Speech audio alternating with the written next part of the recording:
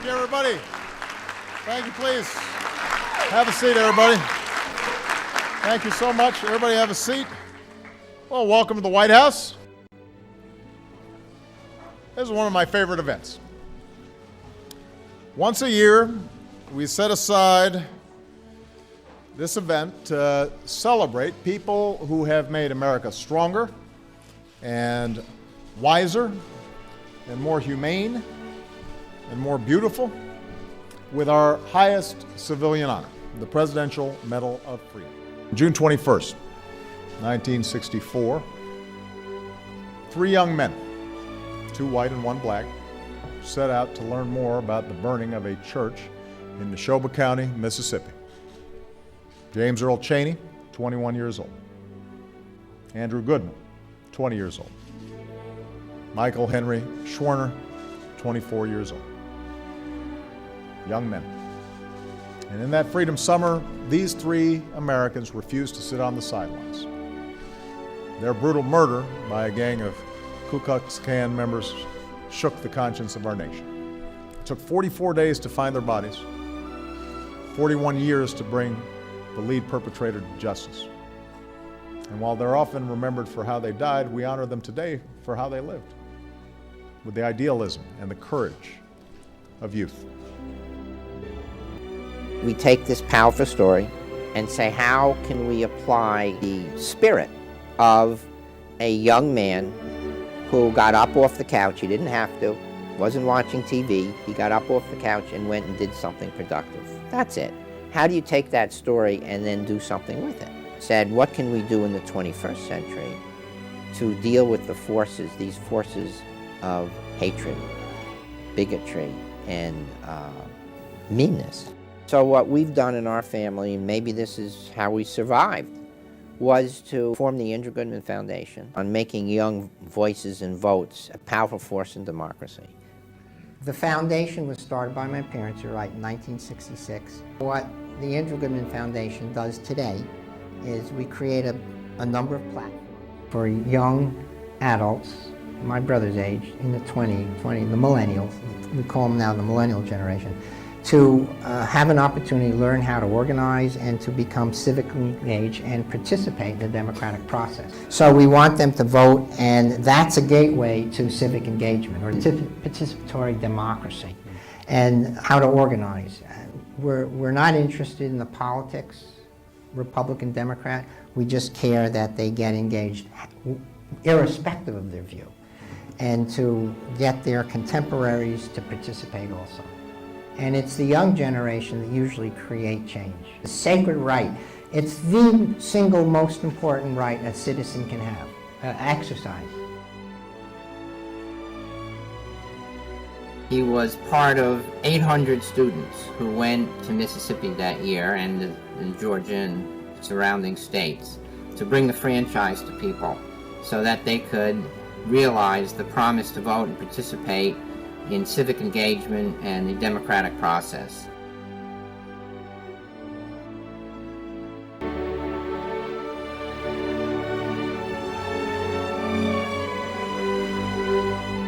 Young people turned out this midterm election. We saw that same excitement at the national level on our campuses. One of the things that our students do is to look for barriers to voting, which could be legislative or something in the voting process that makes it difficult for them to vote, like not having a voter ID, not knowing where their polling place is. Those are just a few of the examples.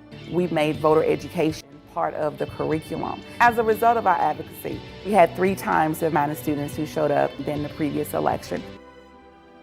We have a lot of leverage as we grow. It's not one-to-one. It's one to a campus to many.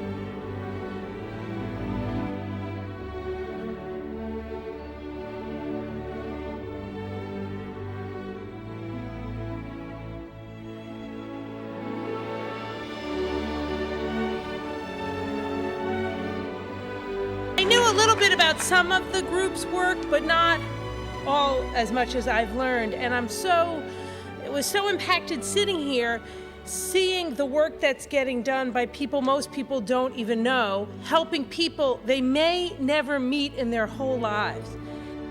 That there is no loss or setback or pain in our lives that is too big for us to overcome if we all work together. And that is a message we need to be reminded of. So thank you so much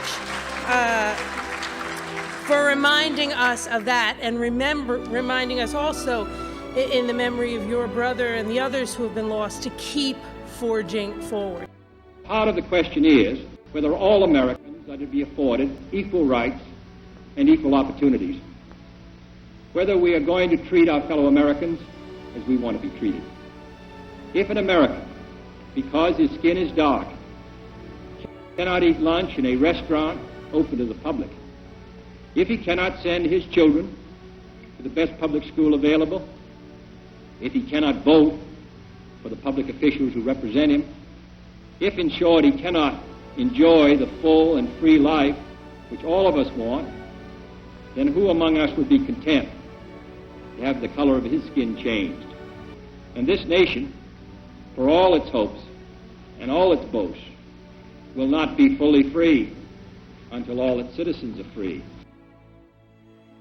We are moving to the land of freedom. I know you're asking today, how long will it take? How long? Not long. Not long. Because mine eyes have seen the glory of the coming of the Lord. Our God is marching on. Glory, hallelujah. Glory, hallelujah. Glory, hallelujah. Glory, hallelujah. We will never ever solve the problems of race in this country if we act as though they don't exist. We have to very frankly and candidly confront racism and bigotry and anti-Semitism and homophobia wherever we find it. And I think it's important to understand that as go the least of us will go each of us. And anybody that makes the mistake of thinking that other group, it's okay to talk about them, they're mistaken, because when you leave the table, they'll talk about you. Investigators have closed the case of 3 civil rights workers who were murdered in Mississippi.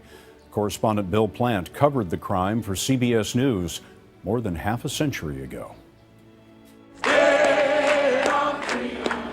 They called it Freedom Summer, 1964, a drive to register blacks long denied the right to vote. At a rally, Andrew Goodman heard what would become his fate. They should expect to spend in jail, and that they should expect possibly somebody to get killed.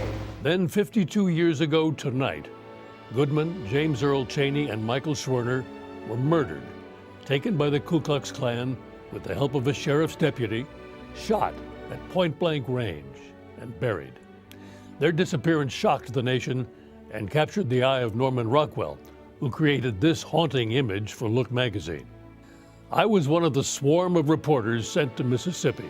In Chicago, where I grew up, racism was easier to ignore. In Philadelphia, Mississippi, it was up close and personal. We were outsiders, met with hostility. President Johnson sent the FBI and was briefed regularly by Director J. Edgar Hoover. Apparently what's happened, these men have been killed. Well, now what would make you think they've been killed? Because of the fact that it is the same car that they were in Philadelphia, Mississippi. The bodies of the 3 men would be found together 6 weeks later.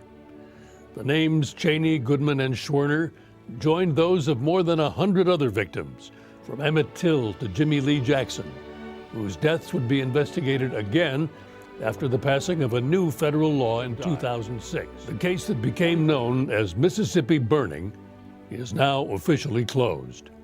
But there's something else. In Goodman's last words to his parents, found on a postcard, "All my love," words that heal.